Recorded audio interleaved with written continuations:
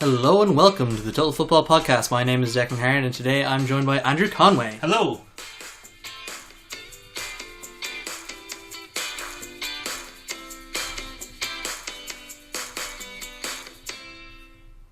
Christmas is over, but the festive football period is only just beginning. Over the course of the next 15 days, only one will not feature some form of English top-flight football. That brings us straight into the news. It all started on Friday night in the Emirates Stadium. A 6-goal thriller between Arsenal and Liverpool. Finished 3-3.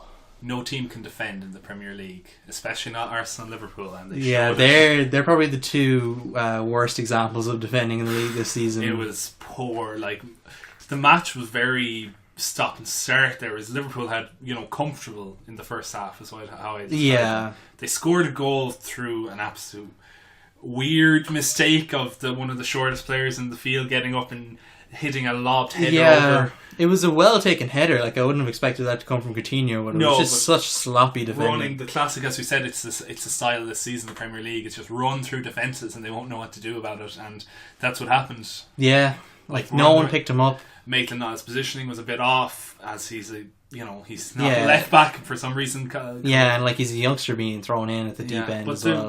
Kolasinac, why is he not playing? That's my question. Who knows? But away from that, Coutinho did well. Liverpool did, we're comfortable going in half time. Yeah, was it Mo Salah scored the second goal or was it Firmino? Mo Salah scored it right after the break. Yeah, and I was like, oh yeah, that's it done. I was cooking dinner at the time and I could only hear the commentary coming from my laptop. Yeah. And I just hear, oh, Alexis Sanchez has scored. I'm like, oh, what? Yeah. And then I'm like, oh, okay, that's kind of weird that Arsenal got one back so quickly. It was immediately. And then somehow Xhaka got the ball, no one attacked him. Okay, I'm going to have a shot. Yeah, because I went back to cooking then and I just hear the commentator be like, oh, and it's 2-2. And I'm like, what? It just makes no sense at all. Simon Mignolet. Yeah, we're recording this a good few days after the events of that match, but I'm still baffled as to how a professional keeper could make a mistake like that. He's still in the Liverpool side. He's still getting new plays against Swansea. He's supposed to be a good shot stopper. That's always the kind of thing people will say about a keeper who's okay but not actually great. Yeah. Oh, he's a good shot stopper. That's the only thing you need from a keeper. I don't know. There's a wonderful stat that had from the match, and it was, what was it? I think it was Simon Mignolet had conceded 3 goals and not saved any shots in that match against Arsenal. And if he had played for Manchester United in place of David De Gea the weeks previous, the score would have been 15-3. Something like that. I think maybe 14-3, Yeah, it's he makes Liverpool, their defence has been criticised, but I think they did an okay job until they just kind of fell apart. Yeah, Liverpool, this isn't the first time they've kind of given up a comfortable lead and conceded 3 goals. They did against Sevilla.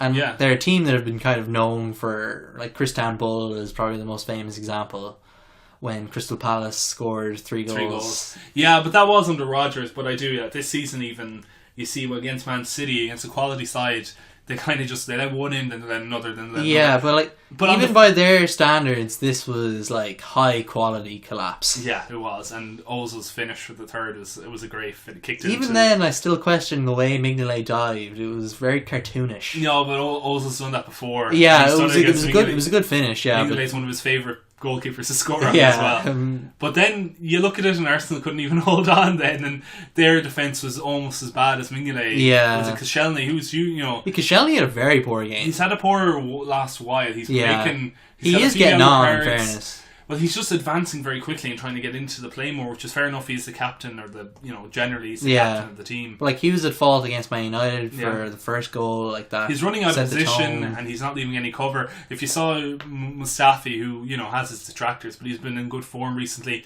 came back from injury in the second half. He came on in the second half. Monreal, I believe, who was injured. I think I think that's what it was. He came on and he did well for the second half, but the only thing he was really called into action for was that goal where Koscielny was gone and you could see Mustafi with 2 Liverpool attackers in front of him, and he's just he's holding his arms, he doesn't know which one to go to, and they just or easily just walk around him because he can't, he's a sitting target, and then they put the ball in the back of the net, check out a touch, but that was it, and they finished 3-3 then. But the thing is, with this game now, I've kind of picked up on a pattern that the Emirates is the best place to be in the Premier League. It's the best stadium. The 3 best games of the season so far for me have all happened at the Emirates. Which were what? Arsenal-Liverpool. Arsenal-Liverpool on Friday, the Arsenal-Man United match, which was frantic. Like, it was one of the most incredible matches in the Premier League's had in a while. Yeah. And then the opening match of the season on the Friday between Arsenal and Leicester. That finished 4-3 to Arsenal.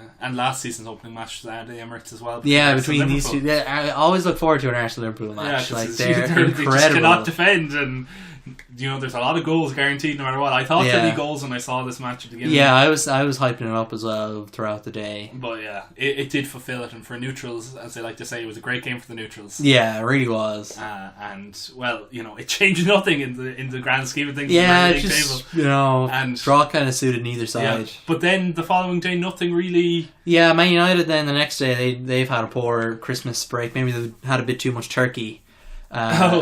Harsh. Because, well, they wouldn't have had the turkey before they played Leicester, but maybe it was on their minds. Yeah, maybe they were thinking about the gravy.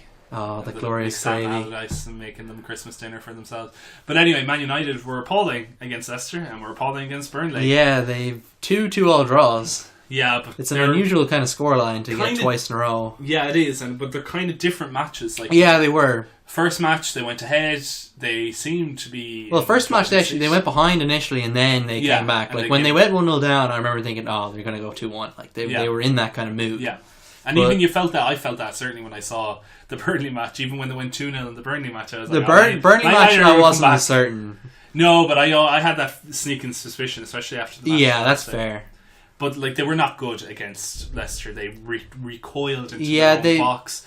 I know you were saying earlier that they did create a lot of chances, but they were so wasteful. Like Martial, normally very good in front of goal, missed an absolute sitter against Leicester. Yeah, Jesse Lingard hit the post when he should have scored, and Schmeichel had an okay game after letting in the second goal. Yeah, but you can say what you want about missed chances, but anyone can miss chances. Any team can have missed chances. That's Barcelona missed a lot of chances. We'll come talk to it in a while against Real Madrid, and Real Madrid missed a lot of chances against them.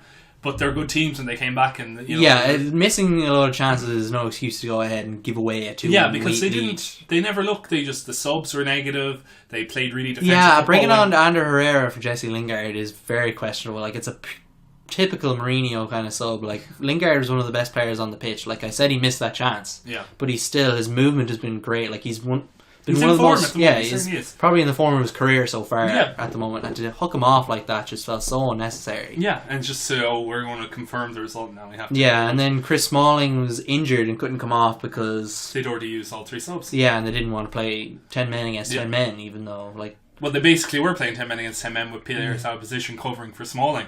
But even before Smalling got injured very late on in that match, United, when they had the ball, and they did, Leicester were giving up the ball a lot. Yeah, they were susceptible to the counter. They were down to 10 men. They had players sent off. They were tired, clearly. Yeah. They also were playing a lot of matches in a few days, so they were managing their squad. Yeah. And United would just play long, aimless balls, hoping to catch a runner over the top, or try to make a quick counter. They weren't actually forming anything up when they had the numerical advantage.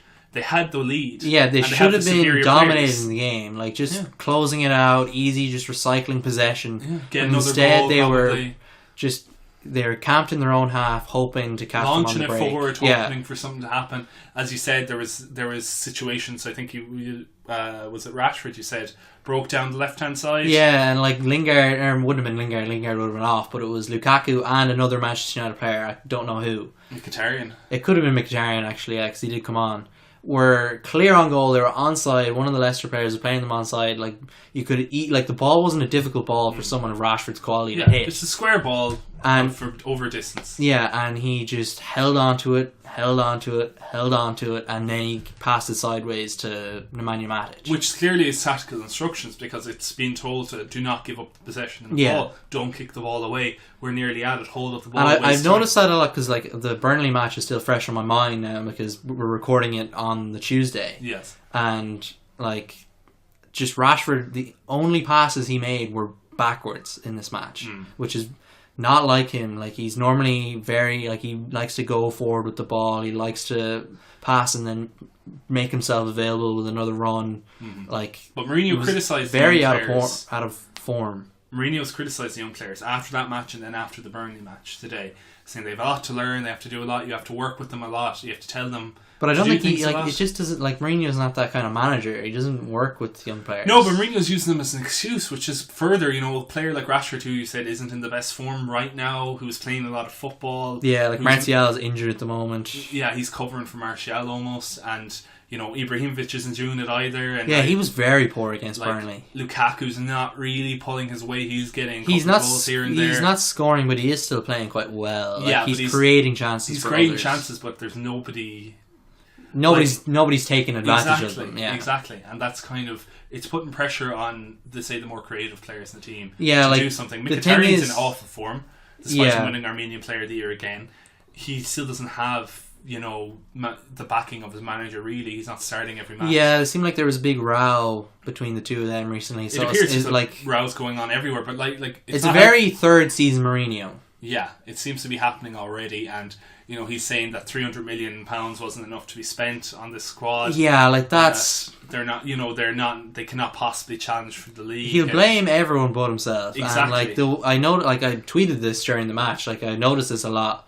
Like the difference between Burnley and Man United was Burnley you could see how well coached they were. They were everything. Like every player knew their instructions, knew what to do, knew to keep the shape. And like they were just unfortunate they were playing against this Man United team who have all the money behind them, and all the time in the world to get 2 goals because they scored the two goals early. Relatively early, yeah. And they hit the post and they had other chances. Yeah, early. They weren't just like Mourinho tried to paint them as smash and grab merchants. No, after the match they were very good. That, there's nothing I can do. They were playing nicer football. Yeah, they were actually playing nicer football in a venue where Man United haven't lost in 2 years, other than Man City. Yeah, you know they have no, you know they had no expectations before the match. They'd just been destroyed. We're going to speak about it probably in a second, but they played Spurs at the weekend, or a couple of days ago, not the weekend. Like 2 days ago, they played Spurs. And they were absolutely destroyed by Spurs. They were hockeyed. So that's what I mean. This is the difference between a well-coached side in Burnley and a team with just no shape, no organisation, and no cohesion. They don't know. The players don't know their instructions. They're just told to basically have fun. Yeah, but that's the antithesis of Mourinho. That is what you just said.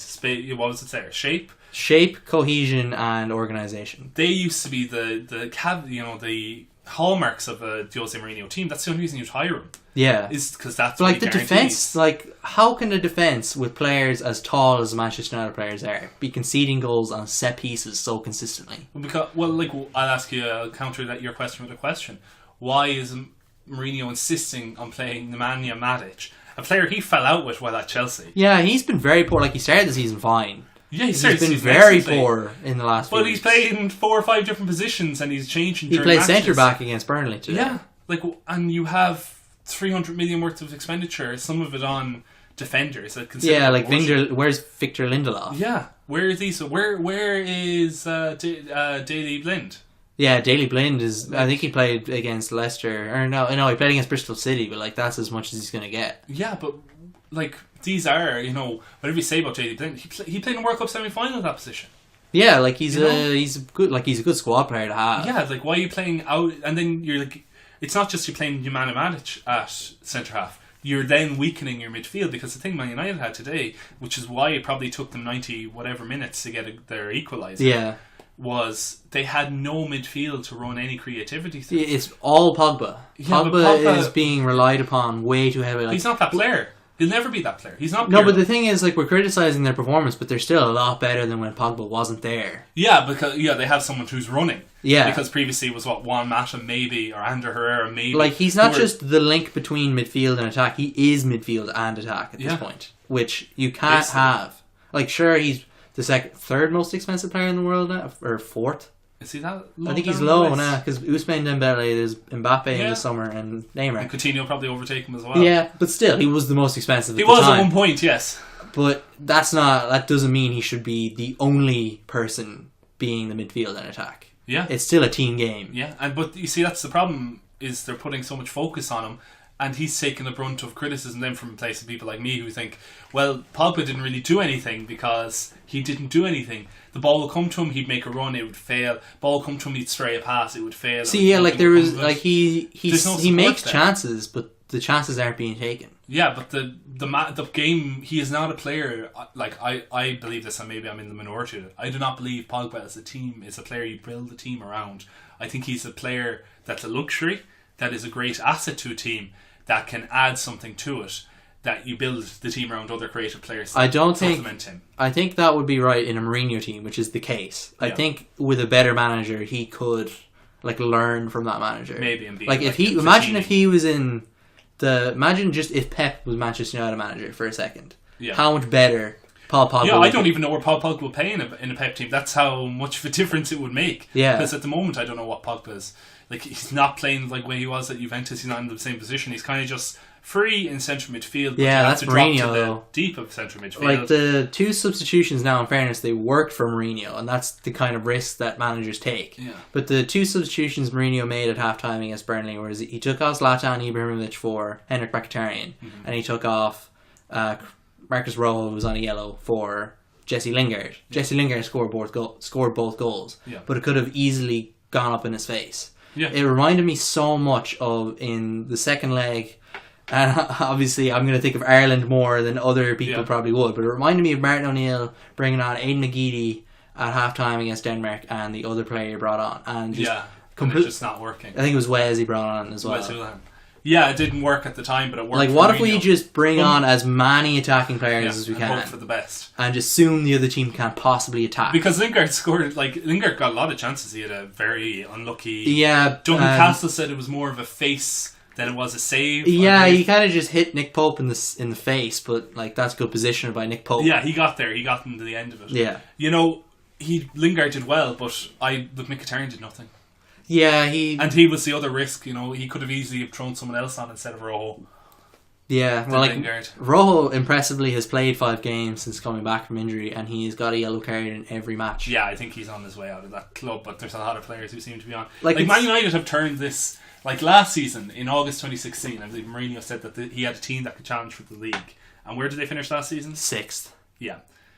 This season he spent how much? They spent 75 million on Lukaku, 30 million on Lindelof. Who else did they bring in? They spent money that other summer as well. Yeah, like they brought in 300 million. He spent 300 million at Manchester United, and now he thinks that they can't challenge, and his club isn't. You can't expect them to be up there at Man City when Man City are a better team. They're probably going to win the league. They're probably going to win the league no matter what.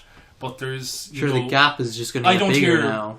Like Pochettino, Tottenham are behind Manchester United right now. Chelsea are a point behind Manchester United. Yeah, Man United they've got a lot of problems, but they are still second. Yeah, no, and I don't hear Conte or Pochettino or Wenger or Jurgen Klopp bemoaning any of this stuff. Conte was very complimentary of Man City recently. Yeah, and they're all under immense pressure. Like Wenger at Arsenal's under immense pressure. Like maybe everyone accepts that it's not going to change. Yeah, but he's still under pressure. Pochettino's been under immense pressure. Like Conte's been effectively sacked several times this season. Yeah, he's going through a Van Gaal phase. Yeah, but none of these teams, they're all under huge pressure and facing criticism, but none of them are throwing both. Mourinho in the last few days has thrown his entire team under the bus, has criticised young players for not being able to do what they're told. And he's criticising Ed Woodward as well now. For not spending enough. Who's his boss, essentially. Yeah. He's going through his little rule book of what happened when he was at Chelsea. It's very much like he is just going through his 3rd season instead of his 2nd season. But we said this earlier in the season. I said it. I remember when the first little blip United had near the beginning or near the middle of the first half of the season. Yeah, and he came out of it at the end of it, and we kind of forgot it. Didn't forget about it, but we kind of just moved on with our lives. Yeah, there were other crises going on, and it's coming back again. And he's managed not to lose these 2 matches despite his best efforts. Yeah. And, they go forward now and they play... Who do they play next? I'm not sure, actually. Yeah, but they've got another couple of matches as he's been made. He's made everyone aware that Man United fixture congestion, even though it's in the middle ranking of the fixture, who has the most fixtures in this time and the fewest amount of days. They put up a post on the official website of Manchester United saying this was the hardest fixture congestion of any team in the top 6 was Manchester United's, with like stats to back it up, and they were all everyone's except for nonsense. Arsenal are in that same kind of level. I think they have 4 to 6 rest days in inverted commas in the Christmas festive period. Chelsea did something similarly back in 2015 when Mourinho was there, saying referees don't give Chelsea enough penalties. Yeah, and like that's the common denominator. It's Mourinho who like the only instance where the official website will speak for the manager. You know, like that, we can talk about Mourinho till the cows come home about it, because he's deflecting attention from his team onto him, but like he doesn't need to deflect the attention. No one's blaming. Like, Manchester United players are kind of getting away with this. No one's criticising Lukaku for not scoring goals. No one's criticising Rashford. It's more the Manchester United fans. Like, I've seen a lot of criticism for Lukaku. Maybe not in the last couple of weeks. In a more general weeks. Sense, I think that they're getting away with it. And I don't mind them, because everyone's attacking Mourinho on this. I think that's fair, though. Like, Mourinho, like, I think... Like, I've just looked it up there. Man United are playing Southampton next. Like, the Southampton at home, like, that's a match they need to win. Yeah. Like, if they don't win that, they're under a lot of pressure. But it's going to go on to Mourinho. Like, Mourinho is it's a great squad. The players all have immense talent, but just Mourinho doesn't seem like he's capable. No. And further down the table is what I was going to talk about next. Swansea sacked Paul Clement. Yes. A manager who was under immense pressure. At long last, Paul Clement has left the Premier League once again. Or for the first time as actual manager. He's left England as a manager once again. Yes, that's basically what's happened to him. Swansea weren't doing well. He wasn't pulling anything out of them. They've kind of lost the Swansea way. Whether they're going to return to that or not is another question. They're not playing free-flowing attacking football. Yeah, they brought in Leon Britton. You know, he is of the Gary Monk school. He was statistically the best player in the world for a time. There was, and he had better pass completion than Xavi and Iniesta. And he was doing amazing things, and he was 600 passes and stuff like that. You know, he is, you know, I'm hopeful for him. They didn't win. No, they've lost to Liverpool. You know, that's the only, thing that's hurting them at the moment, that they still can't score, they still can't win. They're still lacking a lot of players. The transfer window's coming up. I don't know if they're going to give Leon Britton the budget to well, who will he sign? Who knows? But Andrew, is it time for Marcelo Bielsa? I want Marcelo Bielsa in the Premier League. I think Swansea fits him. I think he fits the Swansea way. I think he could come in. Leon Britton could be his assistant. We'll have like a little Ryan Giggs, Louis van Gaal. Oh, that'd be excellent. And I think that would be great. And Swansea might win the Europa League and get relegated in the same season. That would be glorious. We can all hope. Hopefully Marco Bielsa will come to Swansea. And then closing out the news, in Spain, El Clasico happened over the weekend. Yeah, it happened on Christmas Eve at 12 o'clock. It was a very early kickoff. It was for the Asian markets was the official reasoning. Yeah, and they didn't want to compete with the Premier League as well, it seems. Yeah, because there was Premier League matches on all day that day. Yeah, but one thing about the organisation of the league, they seem to not... One, they don't have confidence in their own product. Because they've done this multiple times. They move things around. So it's the same in Serie A as well. They try not to clash with England. Yeah, but I think Serie A have more confidence in themselves because they keep to their... Okay, we have matches on... Yeah, Saturday it's night a tradition. And Sundays. Yeah. There are big matches. Occasionally we'll have them on a Friday night for blah, blah, blah. In Spain, they don't... They do have those similar to Italy. Saturday and Sunday afternoons, that's their kind of time for matches. But they're not doing it. They're just kind of rearranging everything, putting things on Friday night, putting things really late in the night. It seems like they're trying to, there is a late night kind of tradition in Spain as well, but it seems like they're trying to do what Sky have done in England with we'll create a brand like Monday Night Football and then we'll try to create Friday Night Football, make it into an actual thing. But it hasn't worked at all. No. Germany have been way more successful with their own version of Sky for doing the exact same thing on Friday nights and getting big football in there. It's like they're trying to jump through a few steps forward. It's as if you ever see the DC films, the Justice League, the Batmans, building a cinematic universe before you have the actual core in place, and I don't think they have it in place in Spain. So does that make the Premier League the Avengers? It might for the time being. We'll see if that'll implode on them, But to go actually back to the football that was played during the Clasico, Real Madrid... It was dominant 3-0 win. Yeah, by Barcelona. Real Madrid was outplayed at home. Yeah, that's three losses at home to Barcelona in La Liga. I was watching segments of this match, and it just completely disintegrated into... I was watching a point where Messi had the ball and he was just running at them, but he wasn't running with any great pace, but there's no chasing them. There was very little running. Like I only started watching it for the second half because I realised it was free on TV, which was pretty handy. It was. It happens from time to time. Yeah, because I went down thinking maybe the Everton match would be on TV because it's the lesser match in a way. But there was just no running. Everyone was just standing around. It was very like a throwback to 2008, 2009 when that Barcelona team would just walk around, pass the ball, and create a gap.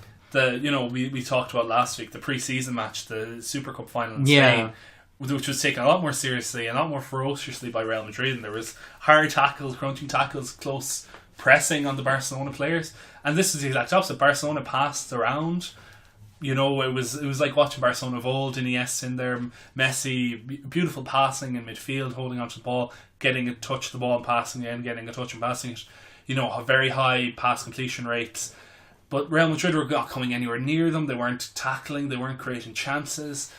And just, Real Madrid were inviting Barcelona on the whole match. And it was just a matter of time before Barcelona scored, which they did through Luis Suarez initially. And then Messi scored from the penalty, from one of the best penalty wins you're going to see. Yeah, Dani Carvajal absolutely did not need to save it with his hand. If you didn't see it, was Barcelona had an attack. They'd outnumbered Real Madrid in the box. Somehow Luis Suarez and Messi contrived not to score a goal. But it worked out in their favour to not score. Well, it didn't. The ball did eventually go into the back of the net, but right before it did, Dani Carvajal dived and made a fairly good save with his hand. But his head was like on the way to also making the save. It could have been. It was almost a glorious piece of football or defending.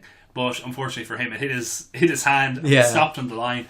Red card, penalty. Messi actually scored this penalty for the first time in a while, which was a turn up for it. Yeah. And then later on in the match, the game was dead at that point. Yeah. After that, it was just a joke. It felt like a training match. Barcelona passing around. Real Madrid creating a couple of chances which were saved comfortably enough by the keeper. And then the last goal that Barcelona scored, Messi, of all players, in like 90-something minutes. Yeah. Sliding to keep the ball in. It didn't really say him. But the way play on. One of his boots off his foot as well. Came off. His right boot came off. He came into the Real Madrid box. He skinned Marcelo, who was so angry at the whole event. Yeah. Just gave up that point. And then Messi was on goal and then squared it for a tap-in for his teammate. And that was the Clasico. Yeah, but what about Zidane now? I think Zidane's in a lot of trouble. He looked bewildered for a lot of that match. Yeah, he was walking around kind of like he was pacing. Sacked already. Yeah, I think it's coming. I think it depends on if Real Madrid can get someone else of quality, or will Perez let him? Florentino Perez might let him have a crack at the Champions League. Yeah, I think that if they lose to PSG, I think he's gone. Oh no, without a doubt, he's gone if they're out to PSG. But if they beat PSG, I think they could just keep him. They're not going to win the league. What are they back now? 13 points? 14 points with the game in hand. 14 points with the game in hand. No one's ever recovered that. Barcelona aren't going to drop that many points. They're not going to drop 4 matches. Real Madrid not dropping any. And that will just be enough for them to win it. I don't see it happening. So I think the league is done in Spain. Yeah, and that will do us for the news. Join us after the break where we will discuss the Premier League midway season.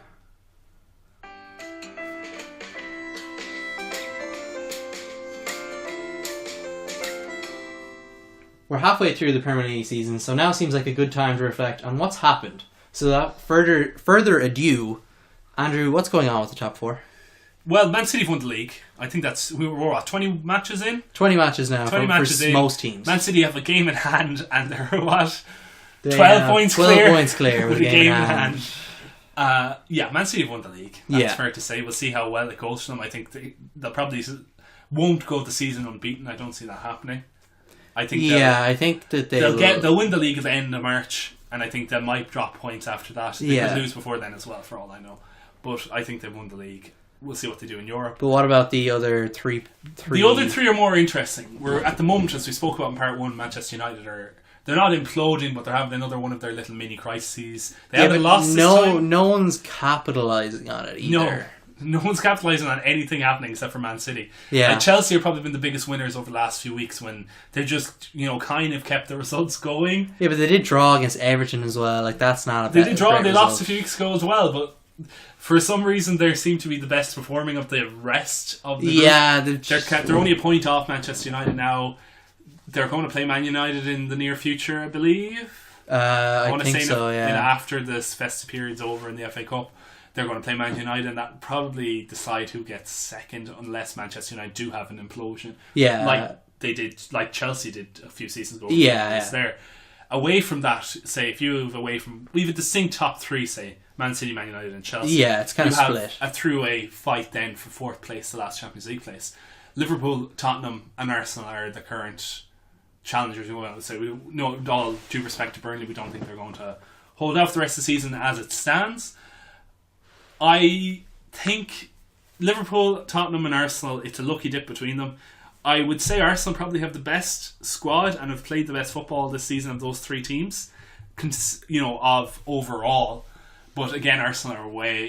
Anything can happen to Arsenal at Christmas. They could sell one of their big players. Yeah. They could bring in other big players. We don't know yet. Liverpool seem to have lost out on Virgil van Dijk. It's going to Man City. Yeah, £60 million deal as well. That's a lot of money. They need to get someone in there to cover centre half and probably a goalkeeper. I don't see them making either of those signings. Phil Coutinho could be off Barcelona that's possible. as well. They're being linked with Thomas Lemar, but so are Arsenal. Yeah, I don't see that happening at Christmas unless something changes dramatically for one of those clubs. That they have to get and he'd be cup tied in the Champions League as well. He would, and Coutinho would be cup tied for Barcelona if he was to go there as well. So that's another consideration for them if they were to sell him this early.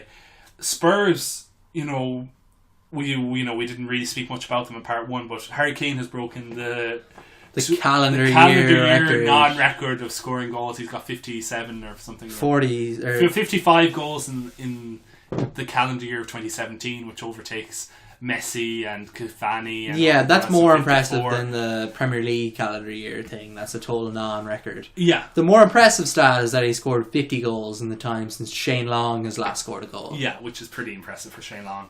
Yeah. He's played quite a few matches in that time. Yeah, the poor guy just can't buy a goal. He can't score at all. He'll probably score an amazing wonder goal for his next goal and then won't score again for another 6 months. That would be glorious. But yeah, Harry Kane has carried that team a lot. I fear that if he's not playing, as we saw when he had that brief injury stint out. Like you lost Man United. A Pogba-less United. Yeah. We've clearly not good. They're poor to a lot of teams. They've got the Champions League coming up again in February. Yeah, so between now and February, I think Spurs need to stay on their game and not lose many matches. It's a good time span for them to try and maybe cement a place in the top four. Yeah. Like Chelsea have been doing. That's kind of their goal now, because I think their focus will shift once Champions League comes back, and we'll see how they do then. Yeah, that's kind of the thing as well. Like, because Man City are so far ahead in the Premier League, it means all 5 English teams in the last 16 can really focus on the Champions League. Yeah. So it's very possible we see an English winner in the Champions League this season. And the Europa League is still a possibility for a victory. So you could possibly see 6. Yeah, I could see. All these 6 teams, it would seem very unlikely, but all 6 of these teams could potentially qualify for the Champions League. That would be weird, yeah. It would be very and Liverpool end up finishing 5th and 6th, but winning the Champions League and the Europa League. Yeah, they'll have to figure out something then. Yeah, it would be very strange. I don't believe that will happen, but I think in that case, whoever finished 4th wouldn't get it. I think there's an official rule. One of the teams would probably have to drop out, which would be harsh on that team, but they're the rules. It'd also just be kind of funny. It would, especially if it was Spurs, for similar reasons to what happened the last time. So that leaves Liverpool as the other team that are in that race. Yeah, they've been poor, but they've been great. They're so inconsistent. They're Jekyll and Hyde team where they can go multiple matches without conceding a goal, and then having that Arsenal match on Friday night. Yeah, or they can go and just be absolutely diabolical and get destroyed by Spurs or get destroyed by Man City, and then come back the following week and win, or do what they did in the Champions League and score. How many goals did they score in that Champions League? They scored like 25, I think was the final number. Yeah, that was an immense amount of goals to score in the Champions League. They are a very strange team, and Klopp could make signings in the winter transfer window that could prop them up. It's very tight at the moment, but if I was to absolutely call it, the 4 teams I would say will definitely qualify for the Champions League. I don't want to say definitely qualify, but I would feel Man City, Man United, Chelsea and Arsenal, and maybe not in that order of the after Man City. Yeah.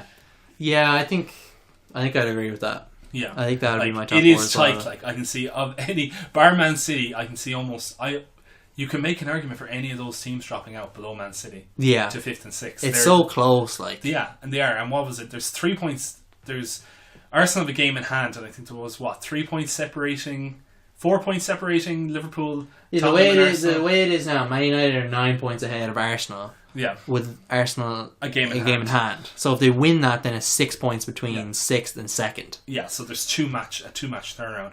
And they also have to play each other. Yeah. Except for Arsenal and Liverpool. So the other teams have to play each other.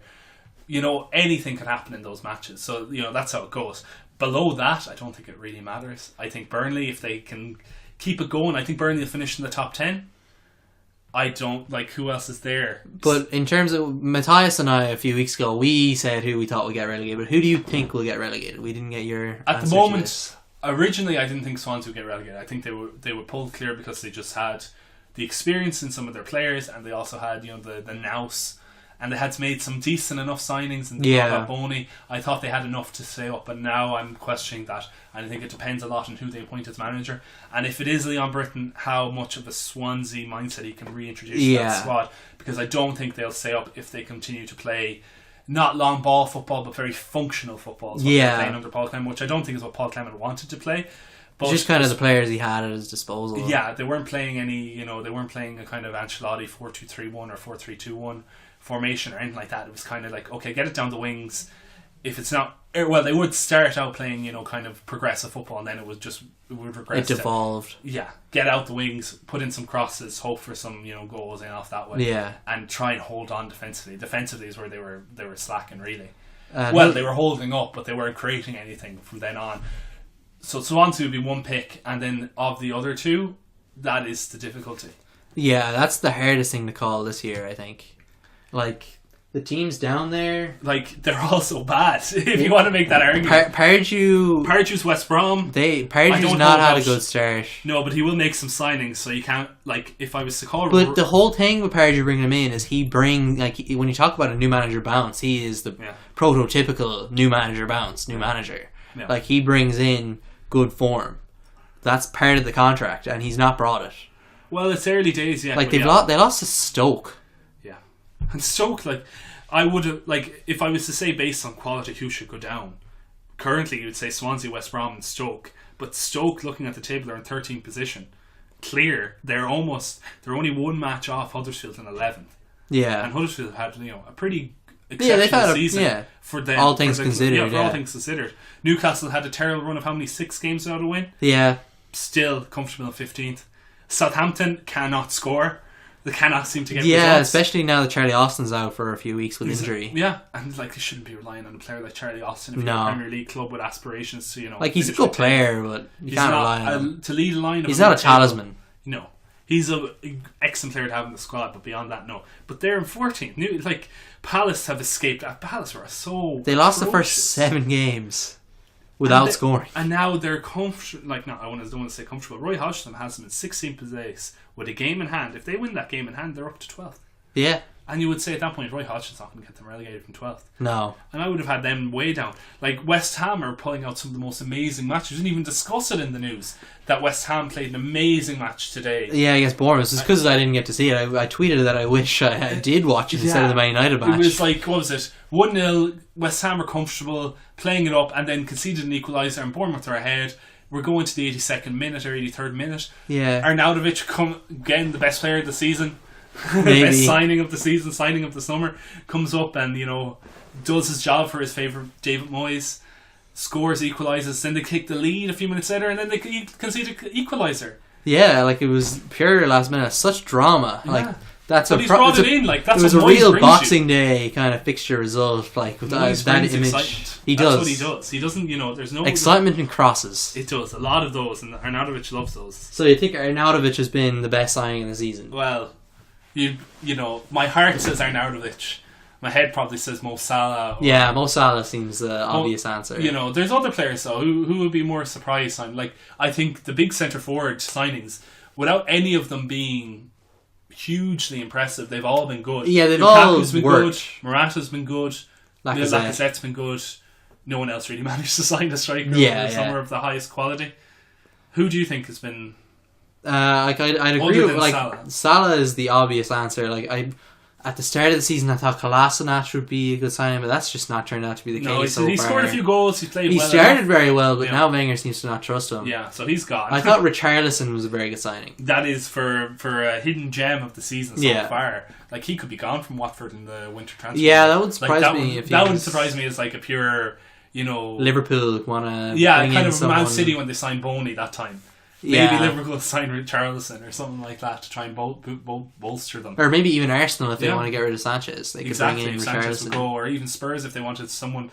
Like, they have to be wrapping Harry Kane up in cotton wool if anything happens to him. Yeah. There's no one creating enough or scoring enough for that team outside of him.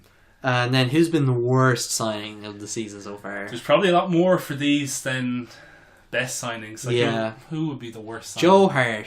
Joe Hart is up there. He's only a loan signing, so he's not a full-time one. But still a terrible idea. Yeah, because, people say, oh, well, Joe Hart, that's unfair on Joe Hart, but he has actually, if you want to look at a player that's actually cost 13 points. Yeah, he's cost them the most. Their manager got sacked. Joe Hart is up there. And then the new manager came in and stopped playing him. Exactly. And their results have improved. That's the reality of the situation. And, Moyes does have a habit of dropping keepers. He did it at Everton. He did it at Sunderland when he was at the club. Yeah. He does do changes for some bizarre reason. But, yeah, it's working out for him at West Ham. Yeah, but Joe Hart's career is just going... Maybe he should go to Sunderland or something. Yeah, well, that might be his level, to be quite honest. At this point, his confidence is gone.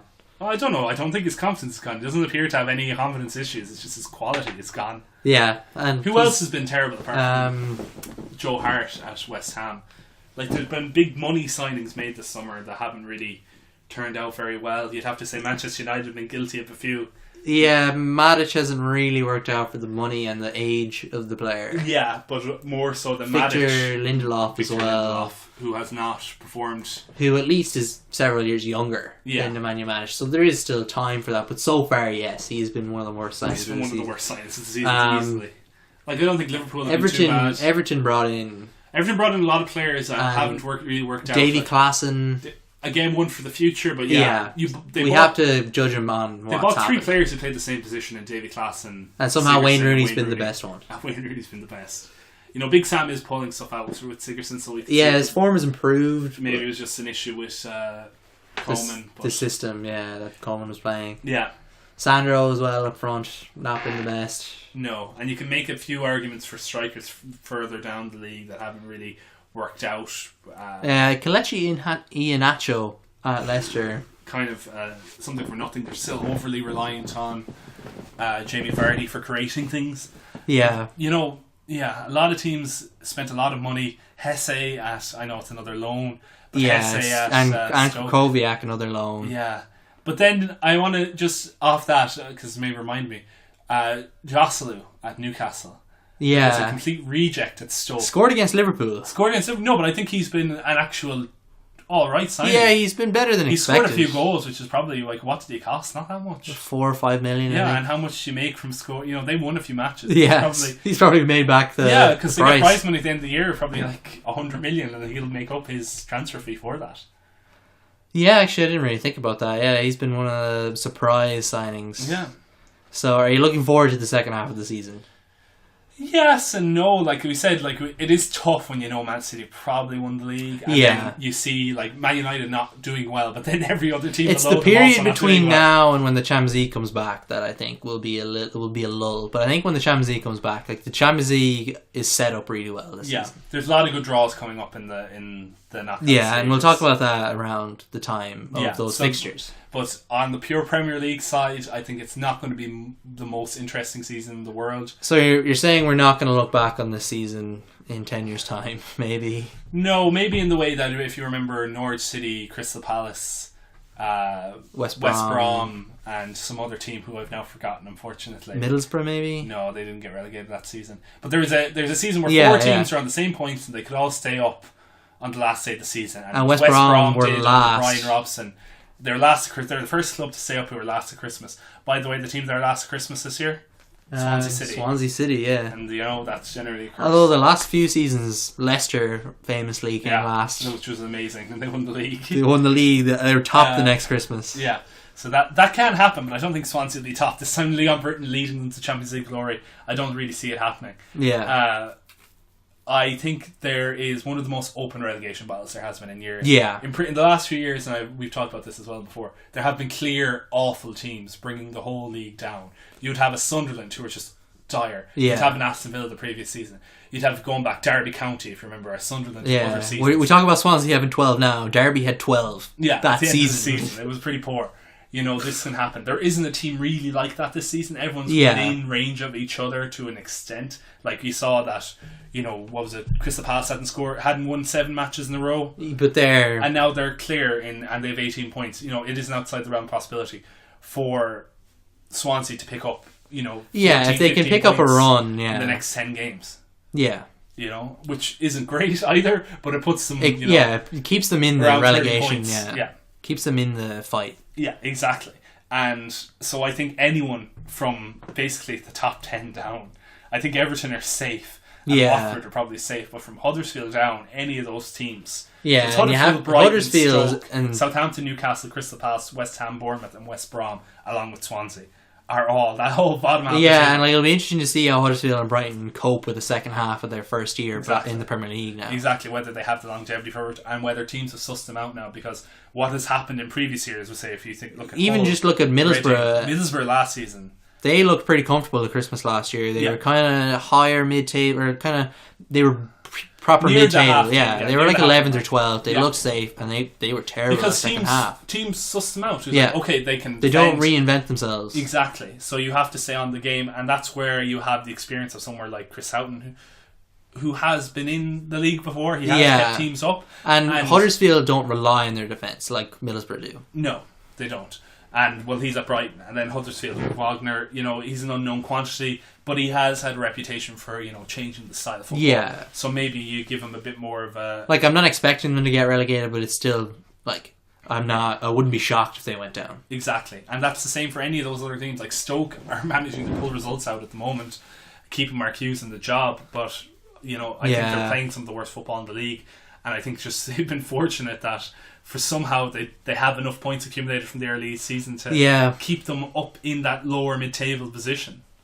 Yeah, the relegation battle is the story for the second half of the season. And the top 4 race could be interesting, but, but it's not.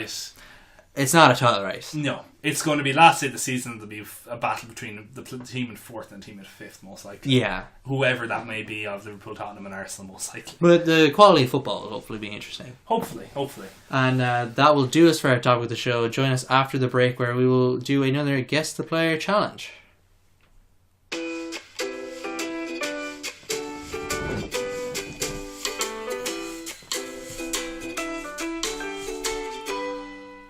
Welcome back. For the final part of this show, we're going to close it out with a Guess the Player challenge. We thought it went well last week. It did. I thought I liked it. So the way this works, whereby I will give teammates to the player that I've picked to my co-host, and he needs to try to figure out which player I've picked. Go for it. Pepe Reina. Okay. Sergio Aguero. Okay. Juan Fran. Okay. Javier Mascherano. Okay. Didier Drogba. Okay. David Silva. Oh, okay. And Robbie Keane.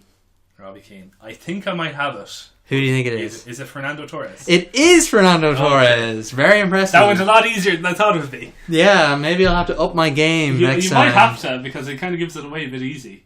So you think of another one quickly. Work through how you got that so quickly. Okay, so immediately you say Pepe Reina, I think it's either a Liverpool or a Spanish player. Yeah.